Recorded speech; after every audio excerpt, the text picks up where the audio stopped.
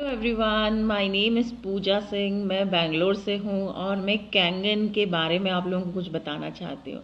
Kangen machine इस्तेमाल करते हुए अभी सिर्फ मुझे 15 दिन हुए हैं। विश्वास कीजिए कि इन 15 दिनों में मुझे नहीं पता मेरे शरीर में अंदर क्या बदलाव आए हैं, लेकिन जितना हम महसूस कर पा रहे हैं एज अ लेडी, मुझे इतना समझ में आया कि मेरे जो गैस्ट्रिक प्रॉब्लम था, जो कि मैं कई सालों से परेशान थी, वो गैस्ट्रिक मान के चलिए 1% बॉडी में रह गया है। 1% भी मैं बोलूँगी माइनस में जाने वाला है ये बहुत जल्दी। I can imagine the results.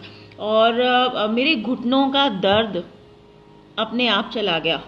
मैं पिछले 3 से 4 सालों से जब बच्चे को डिलीवर किया, दोनों बच्चों के बाद में मैंने कैल्शियम, मल्टीविटामिन, ओमेगा और काफ़ी सारे जो सप्लीमेंट्स हमको आयरन के और विटामिन डी के डॉक्टर्स देते हैं, ये मुझे रेगुलर खाने पड़ रहे थे। अगर एक हफ्ता भी गैप होता था तो मान के चलिए मैं बहुत परेशान हो जाती थी। कैंगन लगाने के बाद एज सच हमने इतना कुछ नोटिस नहीं किया। एक दिन बच्चे को नहलाने के बाद, स्कूल भेजने के बाद आई रियलाइज कि मैंने बिना स्टूल के बैठे हुए उसको नहला के और स्कूल के लिए रवाना भी कर दिया। बाद में मुझे याद आया कि मैं तो अपने घुटनों पे अपने आप बैठ के उठ गई।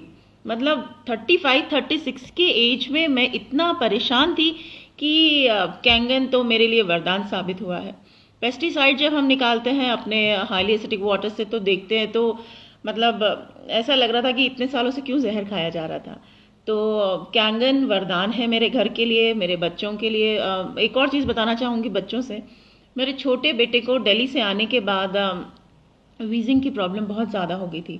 वीजिंग तो जैसे तैसे हमने होम्योपैथी से कंट्रोल किया था, लेकिन उसका स्किन बहुत सेंसिटिव हो गया था। सेंसिटिव इन द सेंस कि ठंडे गर्म दोनों एटमॉस्फेयर में उसको हमेशा ईचिंग रहती थी। हमको एक एटमॉस्फेयर मेंटेन करके चलना पड़ता था। बैंगलोर में तो मेंटेनेंस वेदर का कुछ कह ही नहीं सकते हैं। तो उसको हमेशा रैशेस होते थे, जो हमारे सेंसिटिव स्किन जो जॉइंट्स होते हैं वहाँ पे।